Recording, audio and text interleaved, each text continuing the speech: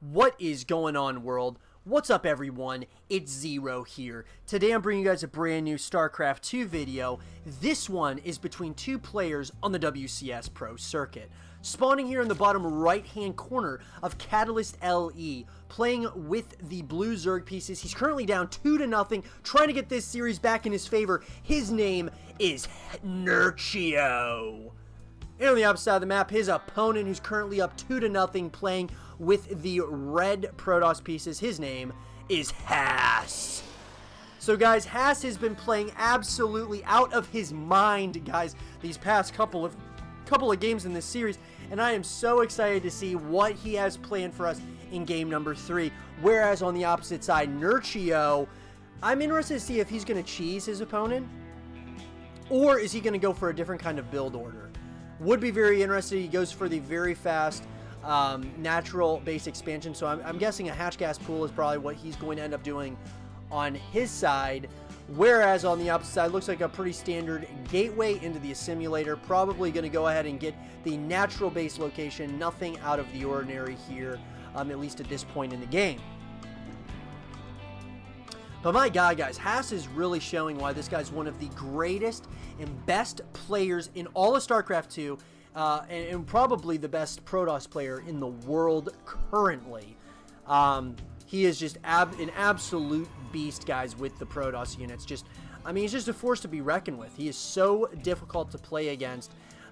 He's so good at, if he loses his army, he's so good at re-upping that army, so to speak, to really completely crush you over the long term of a game.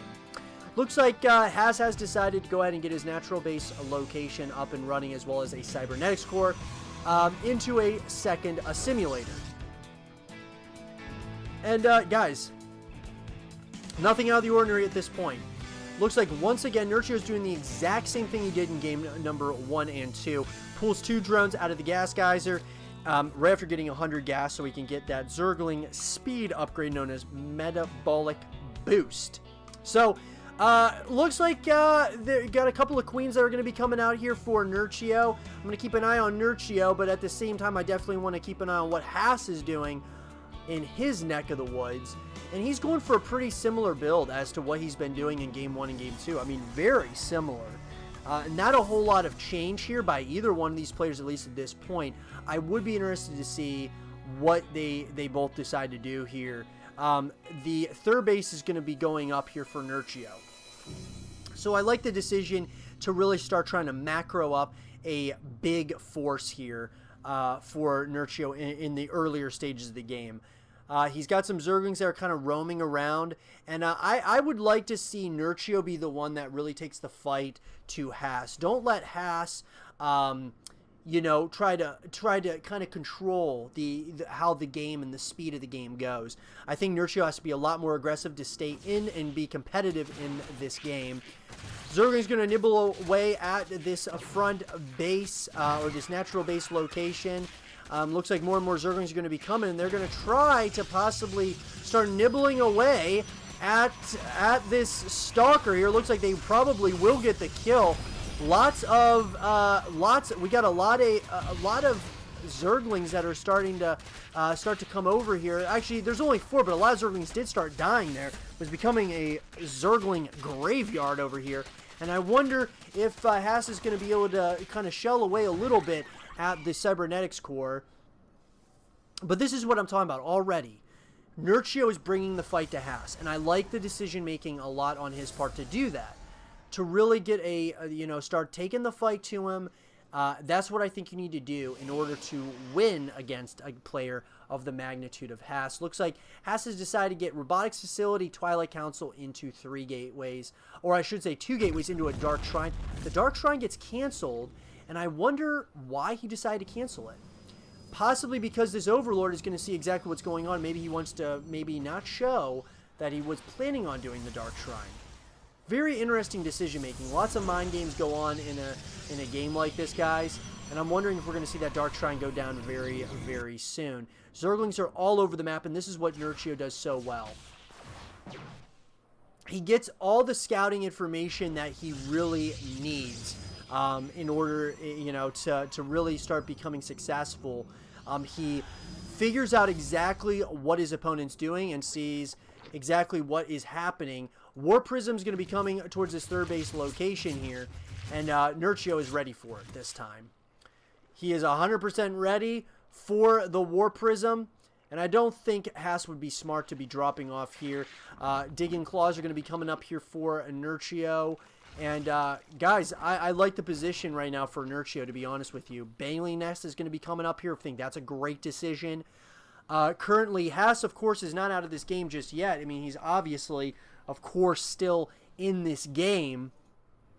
The question I have is, how is, you know, Haas going to respond to more and more aggression on his end? How is that going to play out here? Both players are really testing the waters here. They're giving each other some respect, but I wonder at what point will Nerchio decide to start moving towards his opponent's third base location. Zerglings do get killed off, but Nerchio does know. He does know that that third base is going down here. So we'll have to keep an eye on that. Looks like some Zealots are doing a little bit of some Zealot run-bys here for Haas, trying to just see if he can kind of get a little bit of an edge at some point or another.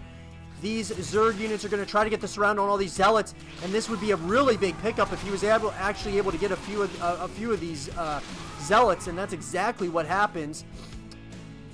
Now, the longer the game goes, Haas is going to be in a great position because he's going to be able to get a bigger and bigger force with this third base, but I'm wondering, it looks like Nerchio has had enough. He is not going to allow this third base to possibly go up here.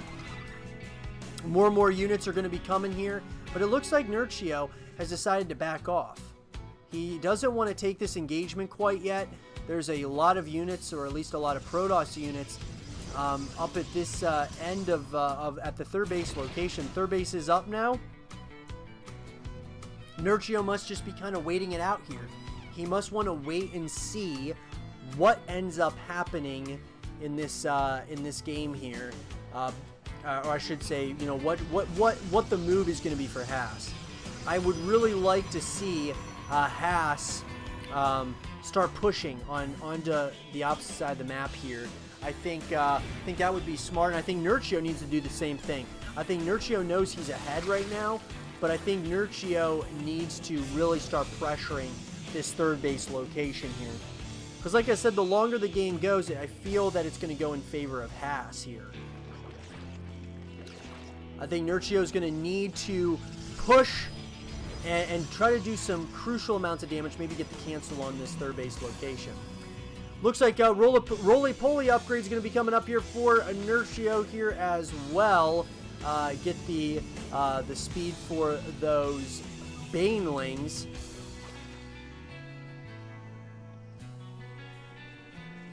But nonetheless, I think Nerchio is kind of splitting his army up. He's trying to see what kind of information he can get here, and it looks like Haas has had enough. It looks like Haas is going to start moving across onto Nerchio's side of the map. And I wonder how this engagement's going to end up, because it looks like there's going to be a big engagement right here and right now in the midpoint of this game and in the middle of this map here. A big warping is coming. There's a lot of Protoss units that are on the opposite side of the map. More and more banelings are being constructed here. And I wonder if maybe, just maybe, Haas is going a little bit too far onto creep here. It looks like this entire army is getting swarmed by the swarm that is Nerchio here. These banelings are not doing a whole lot of damage to all of these immortals, but it looks like this engagement went heavily in favor of Nerchio, and it looks like Nerchio now is going to be smelling some blood. He's going to be going onto the opposite side of the map here and is going to try to get the kill on this third base location, and just like that, Haas decides to GG out. I think Haas went a little bit too far onto creep, and Nerchio took full advantage of the opportunity. I hope you guys did enjoy this game between Haas and Nerchio, and if you guys did, leave a thumbs up, subscribe for new, stay positive, and as always, I will see you guys all in the next one. Peace.